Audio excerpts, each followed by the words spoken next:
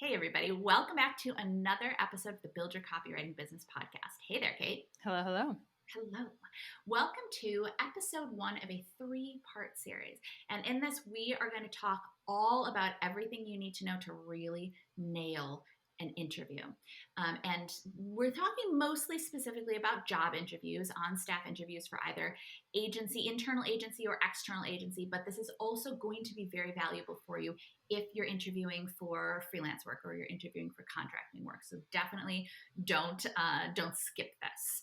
And in this first episode, we're going to talk about what you need to do to prepare before you even get to that interview. You want to come in and make sure that you are ready to go. And so all of these steps are going to be crucial. Kate and I, and just our team in general, we've been doing some interviewing lately, and boy, we've got lots of tips from it. We've got some tips to offer you guys. Some things to avoid, some things to do. Yeah. Yes.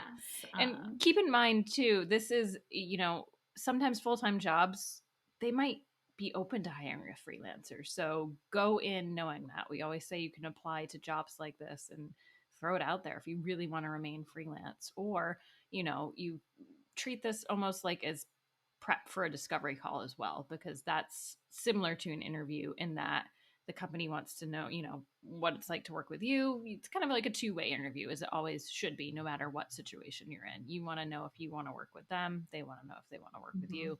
So bear that in mind as we go through. Yeah, absolutely. Well, and that brings up a point too. Even before, if you see a job posting,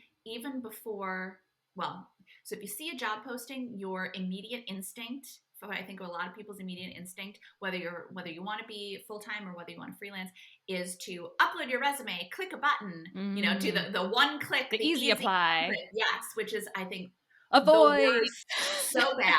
The worst development for both of applicants and for people who are getting those applications through. It's terrible. But first of all, because there's that internal gatekeeper, right? The when you apply for something, it's not going directly to the hiring manager. It's going to usually an internal HR person or an internal recruiter. And that internal recruiter has very specific, they're not an expert in copy or in creative. Nope. So they have a very specific set of qualifications and a very specific, they may even have like keywords that they're looking for. And if your application doesn't meet that, it's never going to get to the hiring manager, to the creative director or the marketing director or whatever. Whereas the creative director, the marketing director, is much more of an expert and may be able to see how your resume or your cover letter, your application would fit that position, but it never gets to them because it goes through that internal recruiter. So no matter what you're applying for, whether you are pitching for freelance work, whether you're applying for a full-time job, don't do that one-click apply, and do a little bit of research, find out who is the hiring manager, or at least who is likely to be the hiring manager. Even if you don't get the exact right person, there's a very, very good chance that they'll just forward it along to the correct person. Yep. Absolutely. Yeah. It's easy, and that's what makes it easy apply, but it also doesn't, nothing worth doing is easy, right? So if you want to show you really want a job, take that extra step. Absolutely. And here's something that you should be aware of as well, or maybe something to start doing if you have not been doing this. Along with that whole easy apply is that, I see something, I'm just going to click and apply, click and apply, click and apply. And we've done it for our job postings, and I'm hearing more and more about other companies doing it, is we bury little tests. Instructions. Yeah, essentially little tests into our job descriptions. At the bottom, you have to, if you want to apply, you have to use these words in your subject line. And that's at the bottom of the application, or we also ask you to include this piece of information or something like that. And we want people to read through the job description, as does any company, because frankly, we all should be reading through the job description. It shouldn't just be like, oh, copywriter, here's the salary. That sounds good. Read what they're looking for. And, you might find you don't actually aren't interested, or maybe you find you're really interested, and that gives you that motivation to find that hiring manager, to figure out who to send your resume and cover letter. There's a lot that's in there, and so do take the 5 minutes and read it. Mm-hmm. Yeah, I can't tell you how many people have said, "Oh, I'm very detail oriented," Yes. and never actually read through the job description and did what we asked them to do. And again, we do it, and I know that companies are doing it a lot more because it makes it easy to weed out the people who didn't even take the time to read the job description. And if you don't take the time to read the job description, I'm gonna say it because it's gonna sound a little mean, but you guys know this is tough love. If you don't take the time to read the job description, you do not deserve the job. Yeah. You don't deserve an interview. You don't deserve and well, it means you're not going to take the time necessarily to do the work and to slow down and to give the work the time it deserves. Mm-hmm. Absolutely. So be thorough. If it's a job that you actually want, and we're going into this discussion assuming that this is a job you want. Because if it's not a job you want, then why are you applying for it anyway? But just, keep looking for freelance clients. Don't send 50, send 5, 10, however many it is, real good cover letter and resumes to places you actually want to apply, versus just kind of spamming the whole LinkedIn and hoping something sticks or something comes back. Well, there's that pitch email parallel, right? Like, yes, don't send mass pitches, right? Because it looks incredibly lazy, and nobody wants to hire a lazy copywriter. And frankly, you don't want to work with the kind of client that would hire someone who sends a mass pitch, because they have no idea what they're doing. So yeah, you have to take the time to, when you find an opportunity that you're truly interested in, and yeah, if you're not interested in something, don't apply for it. Take the time, read through the job description, but at the same time, don't necessarily let the job description be a barrier. Mm-hmm. We'll hear sometimes that, well, the job description said that you have to have a bachelor's degree in marketing, or 4+ years of copywriting experience. Yeah, which I will tell you, as someone who has hired people both in this company and at several other companies, no, it really doesn't matter. If you have a bachelor's degree in biochemistry and not in marketing, yeah, great, interesting.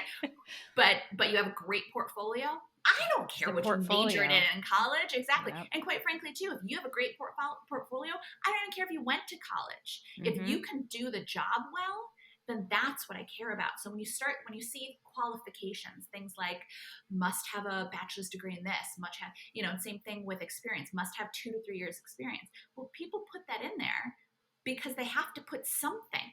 If they say 0 experience, then they're going to get people with 0 experience. And the truth is, guys, CCA students, you guys know this, you don't have 0 experience. And also because you have spent, maybe it's 6 months, but you've spent 6 months focusing on copy and practicing and honing your skills and building your website and learning how to pitch. That could equate to 2 years of someone who is in a very, very junior copywriting position and never really gets a chance to actually write all that much copy or that kind of thing. Mm-hmm. So don't be dissuaded by the quote unquote qualifications.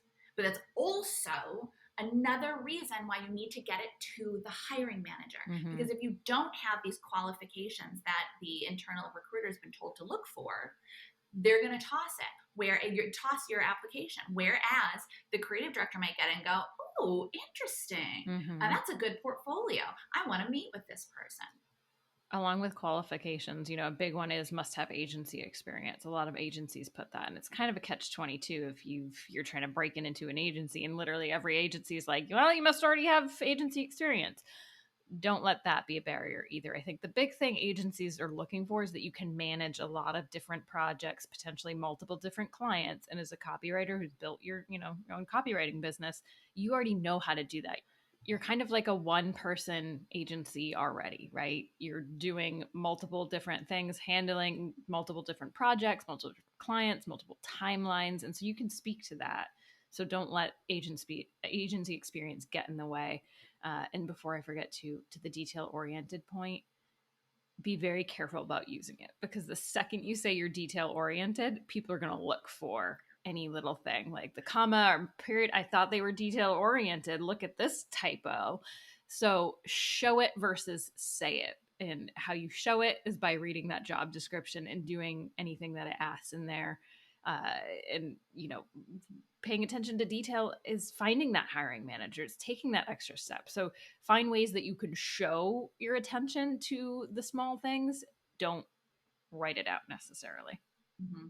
Absolutely. Yeah. So in a nutshell, don't disqualify yourself before anybody else does, right? Don't say no to yourself without even giving them an opportunity to see your work. Say yes. Yeah.